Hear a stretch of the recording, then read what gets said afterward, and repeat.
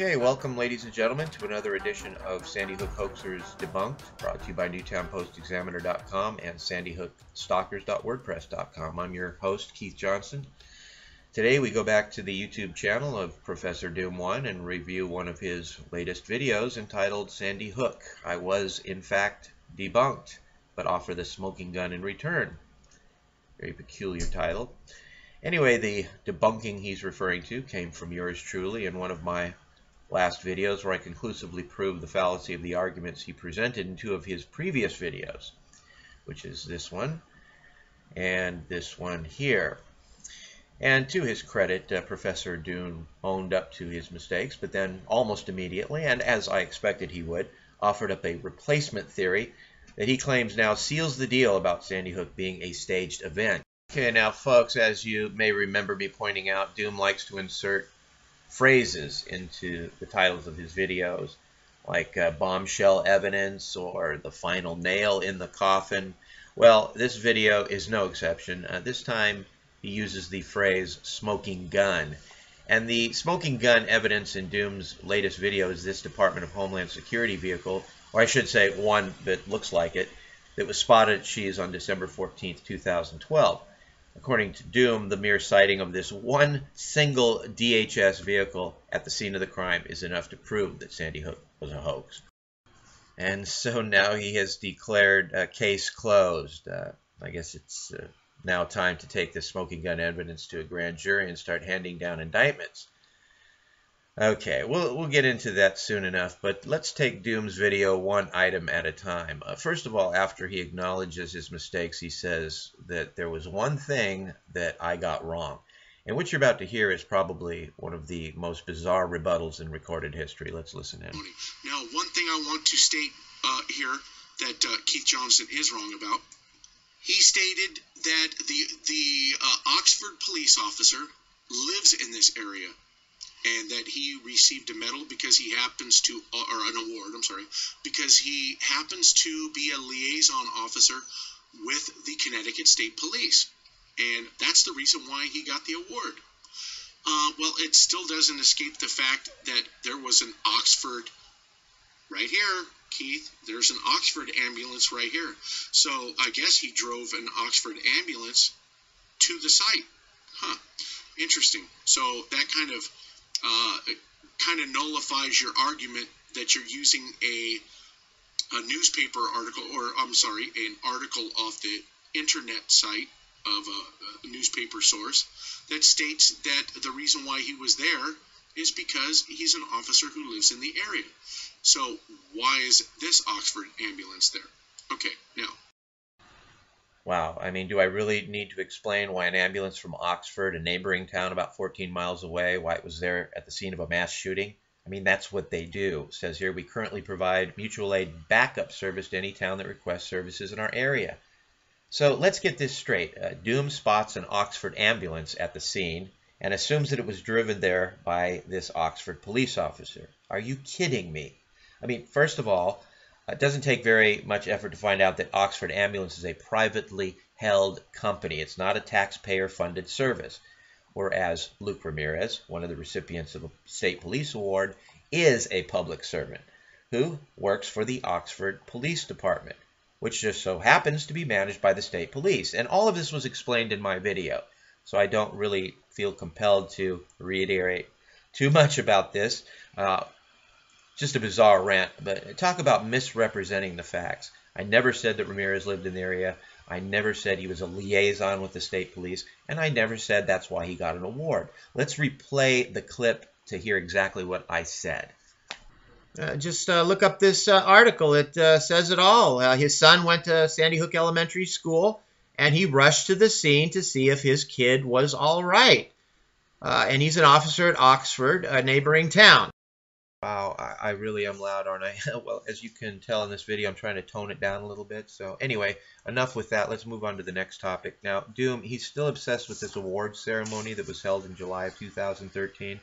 And he keeps referring back to this list of recipients, suggesting that all these people were there at Shees on December 14th. But that clearly isn't the case, as this news report of the ceremony points out. Awards were given out to first responders and others who are part of the immediate and long-term response. And the list itself makes the distinction between first responders, those who were there immediately, and those who helped in the aftermath and or over a period of time. But all of this seemingly eludes Doom, who argues that it just wouldn't make sense to bring in help from fire companies and police departments from across the state, unless, of course, it was a drill. He claims that there were plenty of resources nearby, no need to import assistance from these faraway locales. Now, listen as he's talking about the 5 fire companies in Newtown, how he exaggerates things to make his argument sound more credible than it actually is. As you can see, there are 5, and they each all have their own fire chief. So that kind of makes me wonder if every single one of them in Newtown is a paid chief, or if he happens to be the only paid chief for that one. Why did they bring somebody from Mill Plains Fire Chief right here who happens to be over 60 miles away? Well, as you can see, Mill Plain Fire Station is located in Danbury, which is only 11 miles away, so Doom has tacked on almost 50 miles to his equation. Next, contrary to his claim, it makes perfect sense why Dennis Ring would be intimately involved in the emergency response to Newtown. Aside from being fire chief at Mill Plain, he's part of the state's Fire Rescue Disaster Plan, of which he is the Fairfield County coordinator. And for those unaware, Newtown is in Fairfield County. As to when Ring got involved, I'm not sure, and neither does Doom. It's essentially irrelevant, so let's continue on. There are also some other anomalous involvement here. Hartford police detective, they don't have enough police detectives with all the neighboring ones. They had to bring one from almost 80 miles away. Okay, again, Doom is tacking on miles. Hartford is only 47 miles away. And as to why Hartford Detective Steve Sitta was involved in this investigation, we see in the minutes of this Homeland Security meeting from 2011 that Detective Sitta was announced the new Capital Region Intelligence Liaison Officer for Connecticut's Department of Emergency Management. Nothing anomalous about it. Okay, let's move on. Now, despite acknowledging that awards were given out to certain police officers because they specifically worked with the state police, Doom is still harping on that as if it's an anomaly of some kind. Here we go. What is this, another? Okay, hold on. Let me find you some other stuff here. Of course, we have the Reading, the Shelton, also besides the Walcott and the other police ones that I showed you in the other video. Okay, so Doom is resurrecting an old topic just using new officers, but the officers he mentions now worked under the state police as family liaison officers, and you can read their stories in this article. It spells it out. I don't know how well you can read it on your screen, but further down here it says Officer Hybeck and Sergeant Signore, forgive me if I get these names wrong, were both assigned a family and responsible for notifying parents about the loss of their children. They've been at the house every day. They brought the families to the vigil on Sunday, and they will bring them to the wakes and funerals, said Chief Fuchs. Again, nothing anomalous, no great mystery here. So let's go ahead and move on. Who does the DEMHS work with as far as doing drills in their state? It would be the Department of Homeland Security, right? But wait a minute, we never heard anybody ever mention the Department of Homeland Security was at Sandy Hook School. Nobody. And they went, if they were there, how come they weren't honored? Because surely they would have had to have worked with the Connecticut State Police in the state of Connecticut, right? Surely they had to have. So, let us continue. Well, the participation of Homeland Security is vaguely acknowledged in the state attorney's final report. And in a press release on the day of the shooting, DHS Secretary Janet Napolitano vowed that the Department of Homeland Security will provide any support necessary to the ongoing investigation. Now, of course, Doom claims that if the DHS was there on the day of the shooting, that they would surely work with the state police and would therefore surely be the recipients of a state police award. You see, he's trying to suggest that the DHS was there, but they didn't want the public to know because they were up to all these nefarious things. But that argument simply does not hold water, because not everyone who worked in conjunction with the state police received awards at this ceremony. And we simply need to look at the final report, Book 6, document 151276, and we learned that there was what they refer to as an ad hoc task force. It says here it was coordinated by, yes, the state police, okay? And look at these Fed agencies involved that weren't honored at the state police awards ceremony. The ATF, U.S. Marshal's Office, U.S. Postal Inspectors, and ICE HSI. Now, there's your Homeland Security right there, Doom. You said no mention of Homeland Security? They were there on day one. HSI, it's the Homeland Security Investigations Division of Immigration Customs Enforcement. Okay, so knowing Doom, I can anticipate him having a catastrophic fit over the mention of these agencies and saying, why were immigration investigators and postal inspectors involved in the investigation of a school shooting? I personally don't think this warrants an explanation, but all I can say is this was an unprecedented event in American history, obviously an all-hands-on-deck situation, certainly more than the local authorities can handle. You can't just call your local temp agency to handle this kind of workload. You need experienced investigators with state and federal police powers. Anyway, as to what other federal agencies and what roles they served in this investigation, information on that, unfortunately, is limited because of state and federal laws in effect, and you can read about this on page 6 of the state attorney's final report to get an explanation on that. It's just the way it is. Now let's move on. Many of you have already seen videos on the fact that there were cards hanging around the necks of the participants, different colored code cards. It is my firm belief that up there around the Sandy Hook firehouse, on the 13th, there was various pictures taken of families in their grieving stage for this drill exercise. And I do believe that Gene Rosen's interview footage would have been shot on the 13th, and that's why you see the sign in the background. Because during the exercise, or leading up to the exercise, you have to have a sign. You have to. It's in their little right there that everybody has to sign in. Everybody has to wear yellow protective vest during the drill operation, during the Okay, what Doom may or may not know is that these ID cards were purchased from a company called Salamander Technologies, and they supply accountability ID tags for mass casualty incidents, such as the one at Shees. It says here nearly all on scene were tagged and tracked using the department's IA gear. This helped those responsible to resolve the situation and manage it more effectively and efficiently by allowing them to know who was on scene and accounted for. Makes perfect sense to me. Next, contrary to Doom's claim, the "everyone must check in" sign was not there until the following week. Here's the sign. Pay close attention to its location relative to these barricades and these Christmas trees. Now, here's how the area looked on December 14th. As you can see, no sign at all.